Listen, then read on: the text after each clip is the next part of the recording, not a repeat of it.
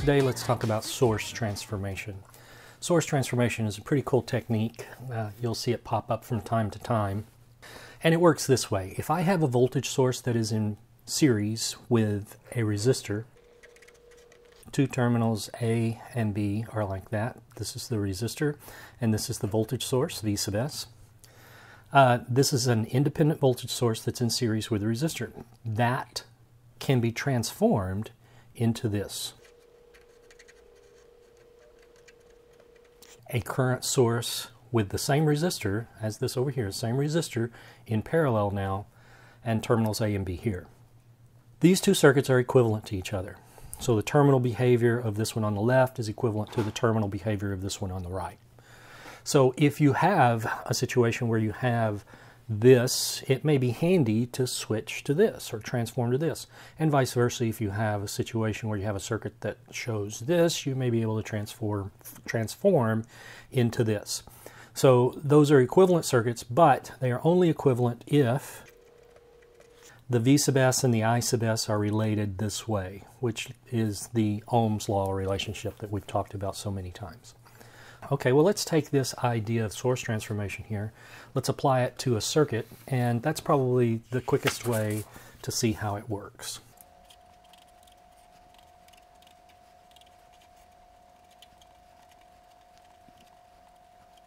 All right, so here we have a circuit, and what we want to find is let's say, the power of the 6-volt source. Is it absorbing energy? Is it supplying energy? And let's just find its value. We're going to start then at the right-hand side, and we're going to work our way back to the 6-volt source. We don't want to transform the 6-volt source because we want to keep it. In fact, we have to have it in order to figure out the power. And if you think about it, if we draw the current, let's say the current's going in that direction now, then the power for the 6-volt source is going to be I times V. Well, V is the voltage of the 6-volt source, so it's just going to be 6I. That's what the power is going to be in units of watts. So if we figure out what I is, then we've got this solved. It's an easy problem then. All right, so let's take this, and through source transformation, we can switch this voltage source with one resistor in series with it here, and we can switch that into a current source with the same resistor in parallel. So let's draw it this way.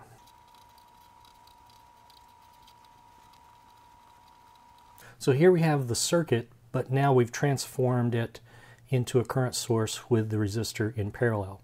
Well, what is this current going to be? The current for this is going to be I is equal to V over R, so it's going to be 40 volts, that 40, divided by 5 ohms, so that's 8 amps. So this is an 8 amp source here. Okay, the purpose in doing that was now we can combine these two resistors. You see they're in parallel with each other, so we can very quickly and easily combine those. Let's draw that then. And now this is the 20 in parallel with the 5, so that's going to be 20 times 5 over 20 plus 5, so that's 100 over 25, that's 4. So this is 4 ohms here, like that.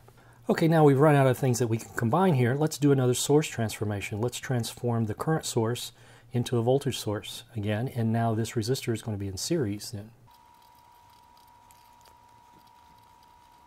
And now the voltage of this is going to be I times R. The I is 8 amps, and the R is 4 ohms, so that's going to be 32 volts, like that. Okay, so we've done the transformation. At this point, you see that the 6, the 4, and the 10 all have the same current, so the 6, the 4, and the 10 can be combined because they're in series then. So let's take that over here. And now the 6 and the 4 and the 10 make 20 ohms, and this is still 32 volt source here. At this stage, we can transform this source one more time, and I'm running out of space here, but I'm going to do it in this space right here, so maybe you have to zoom in.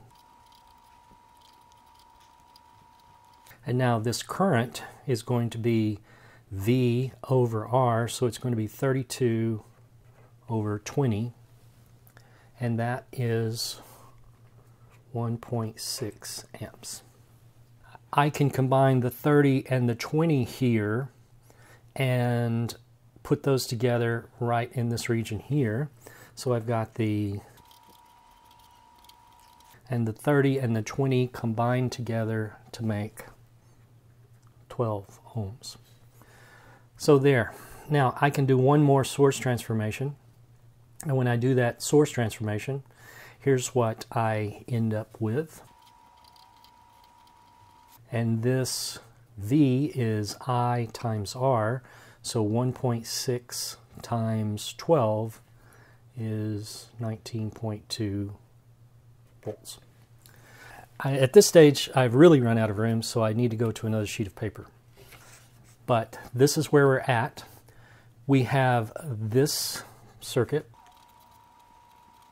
and you can see what I've done is I've taken the 12 and the 4 and I've combined them together into the 16 at this stage. Now remember what we're after. We're after the current I through the 6-volt source, and at this stage we can figure out what I is. We can just write a loop equation for this. If we start here, well, we can go in any direction, but let's start in the upper left and go clockwise.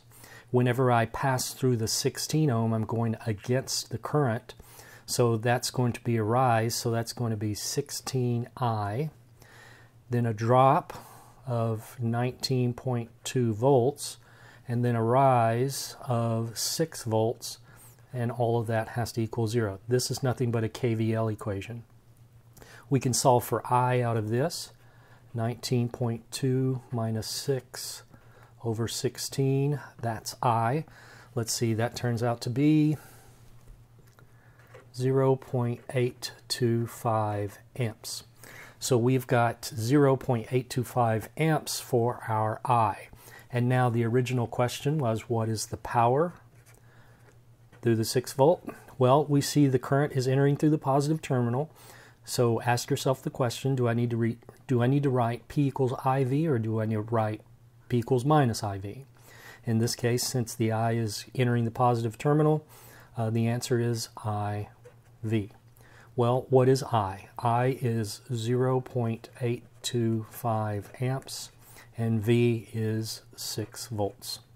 That turns out to be, hey Siri, what is 0.825 times 6? 0.825 times 6 is 4.95. 4.95 watts. That is the power of the 6 volt.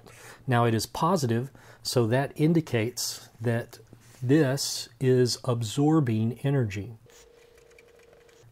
For this specific case, the 6 volt is not supplying energy, it is absorbing energy.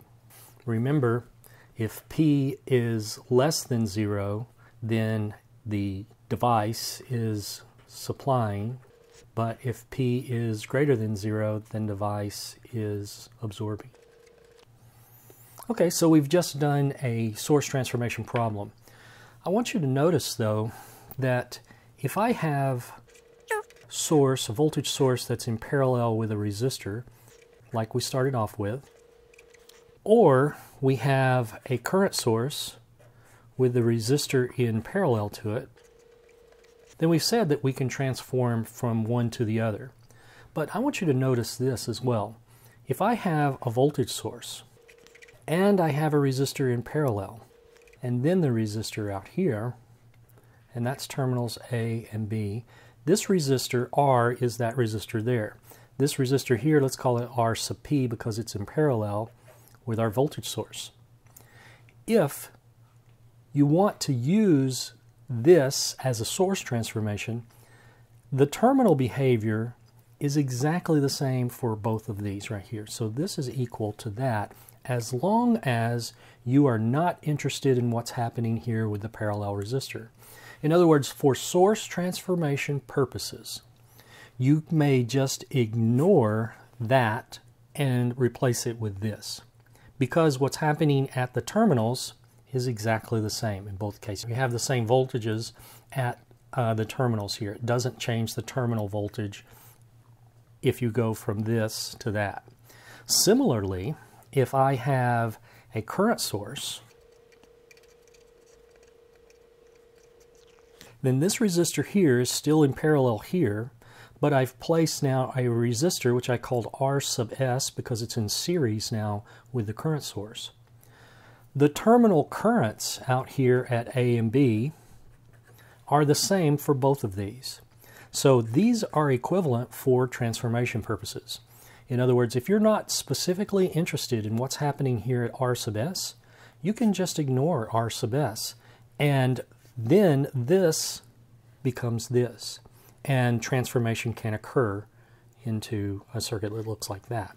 So a voltage source that has a resistor in series, but it happens to have a resistor in parallel, the voltage across that parallel resistor is exactly the same as the source.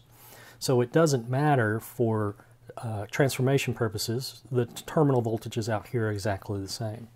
And down here, the current from I sub S is passing through R sub S, which means that the current through R is the same here as it is over here on the left. And the terminal currents then are not going to change. They're going to be the same here as they are for here on the left. So these are equivalent as long as you're not interested specifically in what's happening right there at that point. All right, let's work an example that shows that.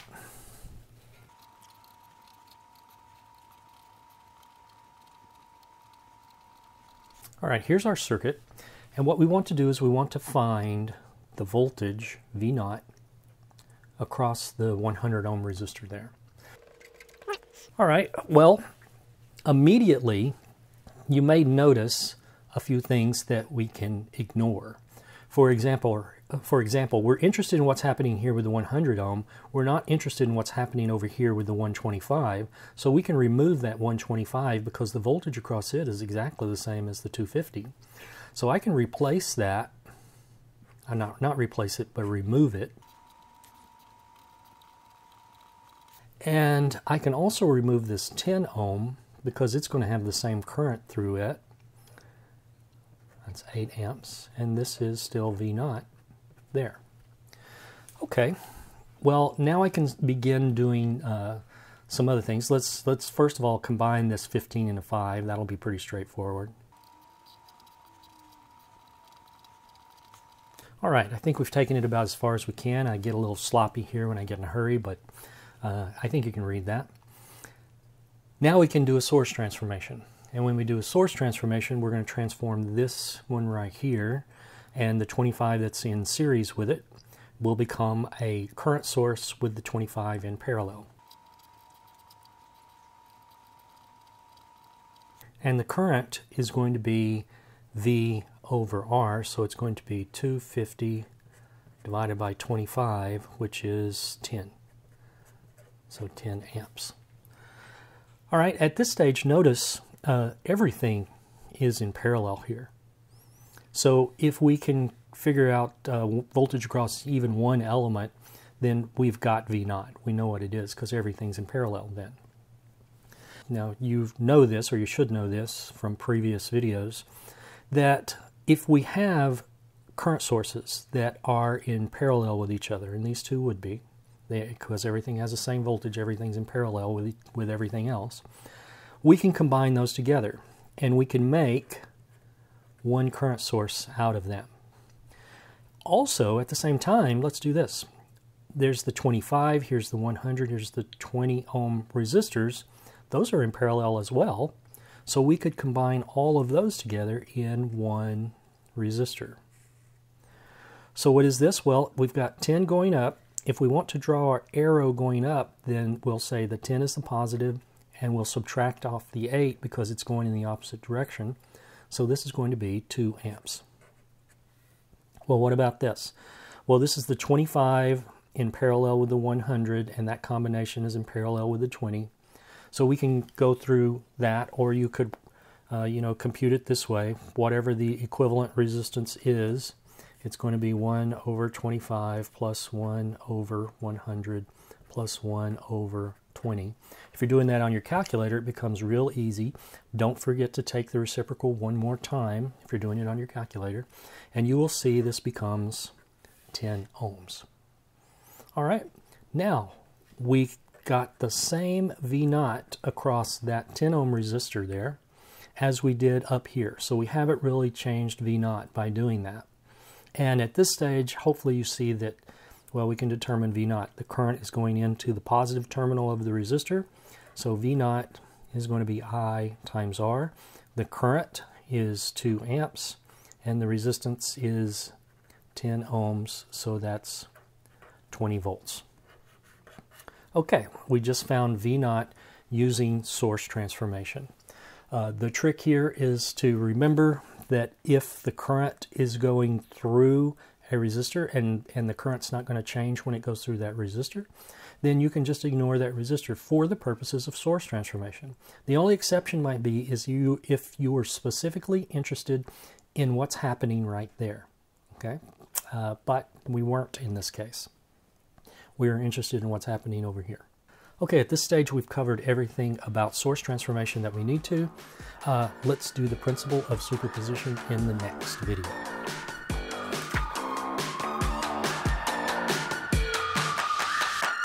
Stand up, the kid is back. Rolling in like it's a Cadillac. Hopscotch, cool, kicking back. Getting busy, getting that.